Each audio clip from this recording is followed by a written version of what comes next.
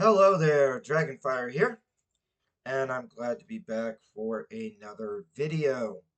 Okay, so recently I experimented with a new format and I put out a short, and I gave my top 10 albums of 1980.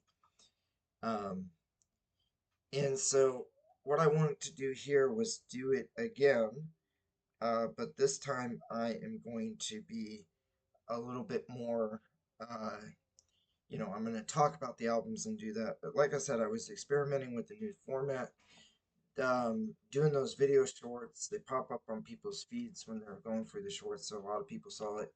And I welcome any new viewers, any new subscribers. Um, you guys are awesome. Thanks for coming to my channel.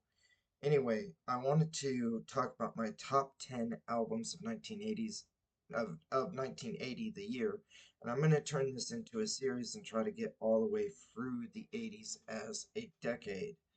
Okay, so I want to start off here with some honorable mentions. So, um, my first honorable mention here is going to be more George Thorogood and the Destroyers, which is an album by George Thorogood and the Destroyers. This album, released in 1980, is their fourth studio album from George Thorogood and the Destroyers. This is not one that I own, and I'll just be honest, I don't recognize any of the hits on it, but I did come across it while doing my research. And I know that Thorogood is very consistent with his albums and his band, The Destroyers. It's very, very consistent. You know what you're gonna get. You're gonna get some bluesy rock, um, and um, this, yeah, I'm sure that all the songs on here are just that bluesy rock goodness that you always get from George Thorogood and the Destroyers. Okay, and then again, the album title, I guess, is called More George Thorogood and the Destroyers. I guess it's kind of part two of their debut album, George Thorogood and the Destroyers. I guess you could call it George Thorogood and the Destroyers 2, or More George Thorogood and the Destroyers, whatever you want to call it. Pretty cool.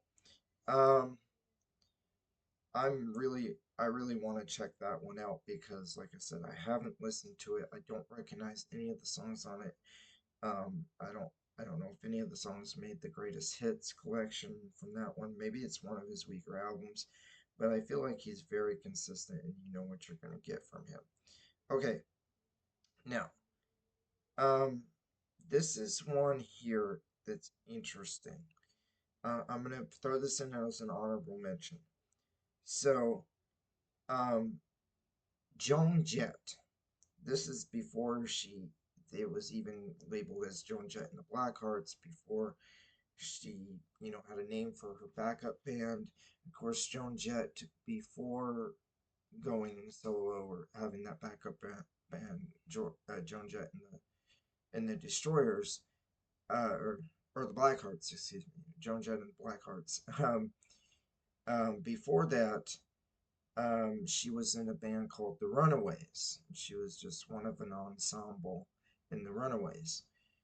And um, in 1980, it says at some point in May of 1980, I don't have an exact date here on my source, she put out an album that was just self-titled, just Joan Jett, in May of 1980, and it was on a relatively small uh, record label.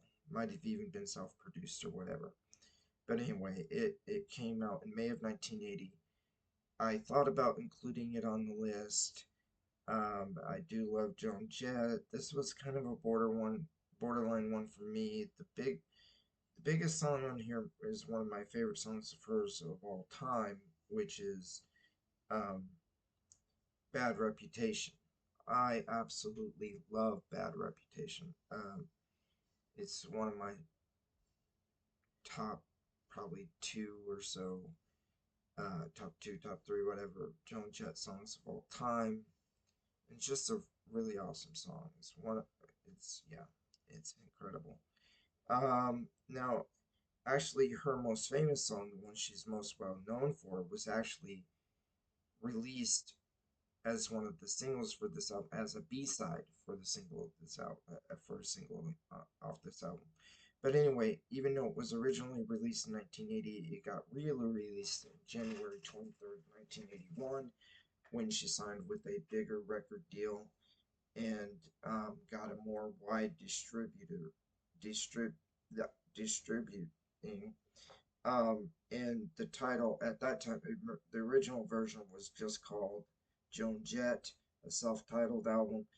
Then in 1981, January 23rd, 1981 to be exact, hey, that's the same day that Hulk Hogan won the WWF Championship.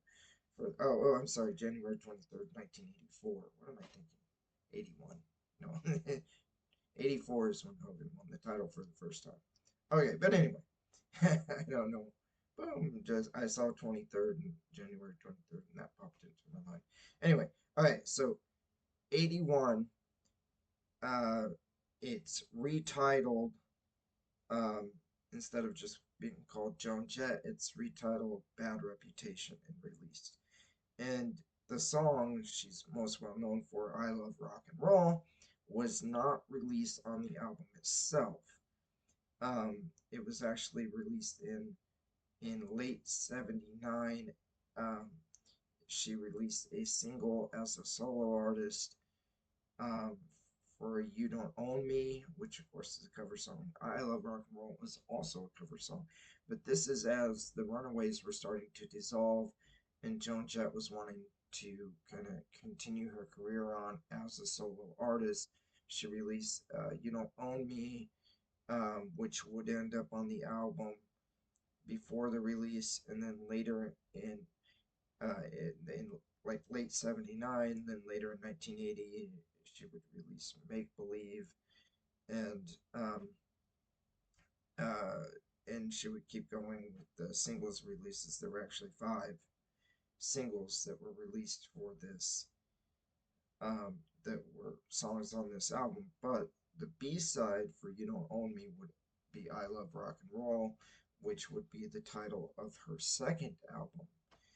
But this most people know this as an '81 release because it got the huge wide distribution in '81, but you may not know that it was released a smaller independent label in 1980. Um, and yeah, just titled Joan Jett, and then it got released as Bad Reputation. Anyway, enough about that. I do love me some Joan Jett. Um, okay. Another honorable mention here I want to throw in for 1980s releases, um, is Heaven and Hell by Black Sabbath, which was the first Black Sabbath album to feature Dio on vocals, Ronnie James Dio. This is after Ozzy Osbourne leaves the band in 1979 to start his solo career. And so they get a new vocalist in Dio. There were 3 singles released: Neon Nights, Lady Evil, and Die Young. But this is their 1981 album. This one again did not make my personal list of top 10 albums of the year, but it almost, it almost did. It could have. Okay, so let's move on to my actual top 10. By the way, when we get to this, I have like a very surprise at the end of the video, so please stay around for the entire thing. Let's move on to my number 10, which is the Scorpions' Animal Magnetism. And I don't actually have a physical copy of this one, although I've listened to all the albums on the top 10, but I don't have physical copies of all of them. So here's a copy of Scorpions' Greatest Hits. This one had 3 singles: Lady Straight, Make It Real in the Zoo, um, and This is Scorpion's 1980 release. They had already been a fairly successful band in the 80s or in the 70s, and now they're kicking off the 80s strong with the album Animal Magnetism, which I have at my number 10. Okay, let's go to my number 9, Scream Dream. This is an album by Ted Nugent. Um, and at number, or the two singles were released for this, which was Flesh and Blood and Wango Tango. Wango Tango is one of my favorite Ted Nugent songs, and you can see it is featured on this greatest hits compilation here. The best of Ted Nugent, the great Gonzo. So yeah, um, yeah, that's the album I picked for my number 9. Okay, at number 8, now this is one that I actually have a copy of here. So this is Def Leppard's first album, coming out in 1980, which was, um, their debut here. They had an EP before this, but this is their first full-length album debut. It's got Rock Parade, Hello America. Yeah, those are the two that really stand out to me. I will say that, if you're talking classic Def Leppard or Def Leppard of the 80s and even some of their stuff in the 90s, this one is my least favorite because it sounds less distinct. They do kind of sound kind of like a generic rock band on this one, and they would get their more like um, signature Def Leppard sound later.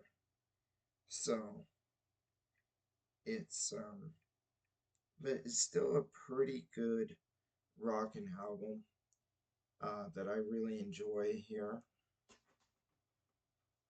Let's see. Okay.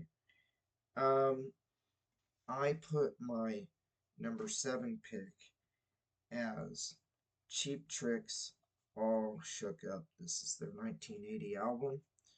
A band that I really like. The two singles off of this one were Stop This Game and World's Greatest Lover. Now, yeah, I'm holding up greatest hits here. I'm not holding up the actual album because I don't have a physical copy of the album. But All Shook Up, very consistent band, I feel like, and good quality band in Cheap Trick.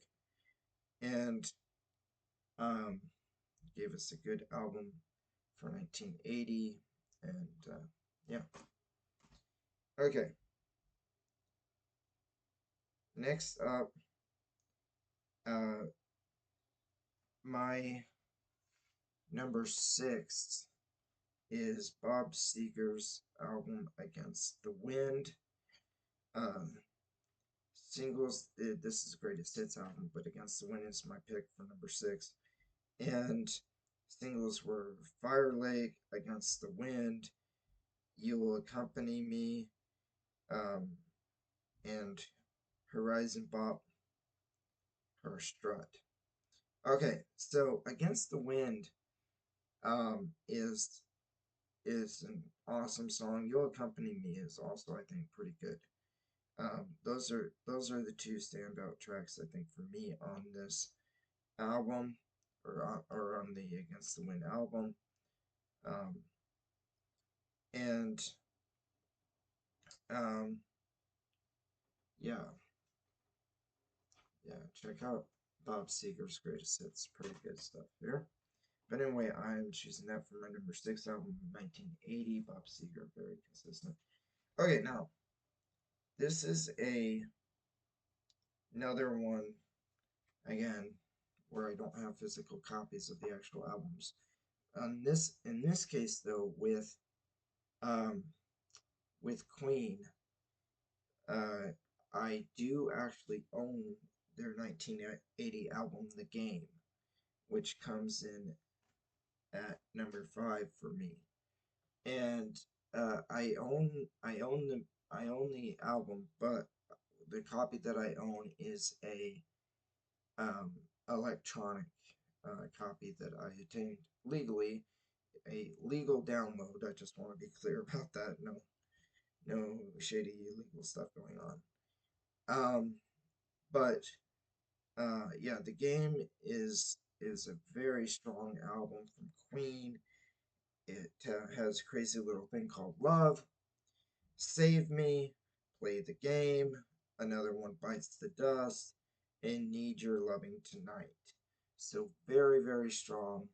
And I'm holding a copy of one version of Queen's greatest hits here. I'm sure some of the songs from this album are on there. But a personal kind of thing for me, track number 2 on the game album is the track Dragon Attack, which I have used for my theme song when I've gone out to the ring, um, to the song Dragon Attack coming out to the ring. It's very good because I dress in a lot of bright colors and everything. So it's, yeah, take me to the room where the reds are red and the greens are green and everything. Are you ready for a dragon attack and all that? So it's a good song. Um, yeah, I have used that as a theme song. Okay, now let's talk about my number 4 pick. My number 4 pick. um, yeah, British Steel by Judas Priest. This is the special edition that came out later that includes some bonus tracks and whatnot, but still a tremendous, tremendous album. Um, yeah, it's got Breaking the Law on here, um, Living After Midnight, probably two big hits for them, two of my personal favorite songs. Um, and um, yeah, British Steel, Judas Priest. Might just be my favorite Judas Priest album. It's the only one that I own as far as their individual albums are concerned. So yeah, Judas Priest comes in at my number 4. Okay, let's move on to my number 3. Now I do own a copy of this one, as you can see here. I do not have the case, or I do not have the cover, the cover art and the booklet and everything, but I do own the CD. Um, so 2 singles were released for this, Crazy Train and Mr. Crowley, which are probably my 2 favorite songs on the album, although Goodbye to Romance is also really good. Um, yeah, really, really good stuff on this album. It comes in at my number 3. Okay, now we're getting down to it.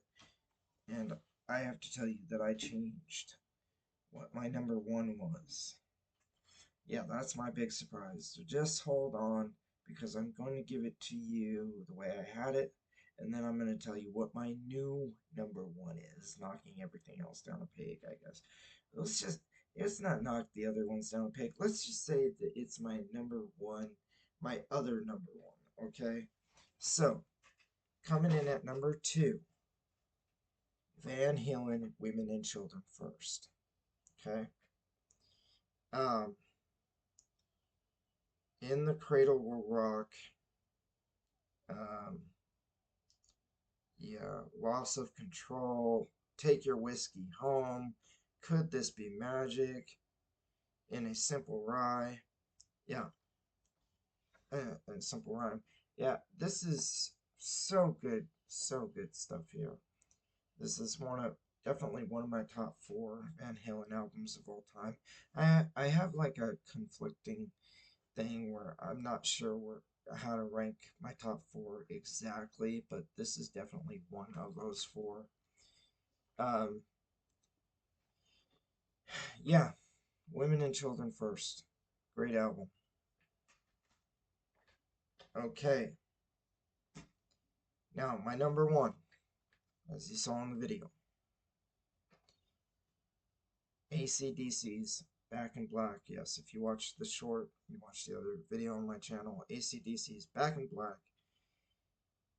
This is 10 songs of all killer and no filler. This is great. Hell's Bells, Shoot the Thrill, What Do You Do for Money, Honey, Giving the Dog a Bone, Let Me Put My Love Into You, Back in Black, You Shook Me All Night Long, Have a Drink on Me, Shake a Leg, Rock and Roll Ain't Noise Pollution. I don't know how many of these were released as singles. It should have been all of them. I mean, I'm pretty sure Hell's Bells was a single. It actually, the song is really good, but it's actually my least favorite song on the album, because just all the other songs are just as good, if not better. Um, my favorite AC/DC song of all time is You Shook Me All Night Long. It's on this album. It's not only my favorite AC/DC song, it's one of my favorite songs ever, ever, ever. I love that song, You Shook Me All Night Long. It was the first AC/DC song I ever heard, so I might be biased there, but yeah, this is a fantastic, fantastic album. Like if you gave this to somebody who had never heard any AC/DC ever before, but was into, say, rock or metal, and you put this on and listened to it and then told them this is a greatest hits album by this band, they would believe you totally. You told them this was the 10 greatest hits by AC/DC, they would believe you if they never heard AC/DC before and they didn't know the album Back in Black, because that's how good it is. Like all these songs, there's not a weak one on here. I I feel bad. I should never even said that about Hell's Bells. Hell's Bells is a great song. I mean, all 10 of these songs are awesome. There is no weakest. And yeah, this is number one album of 1980. But I have to confess that I overlooked in my initial ranking. So I am creating a co-number one. A co-number one. Because I overlooked, and I can't believe I did this. I can't believe it's like, what? How did I overlook this? How did I overlook? I don't know. Uh yeah, I don't know. So my number one, my co-number one, along with AC/DC's Back in Black,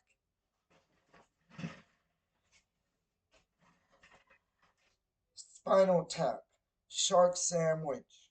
Yes, this is from the tour. This is from the tour that happened the same year as the release of the album itself.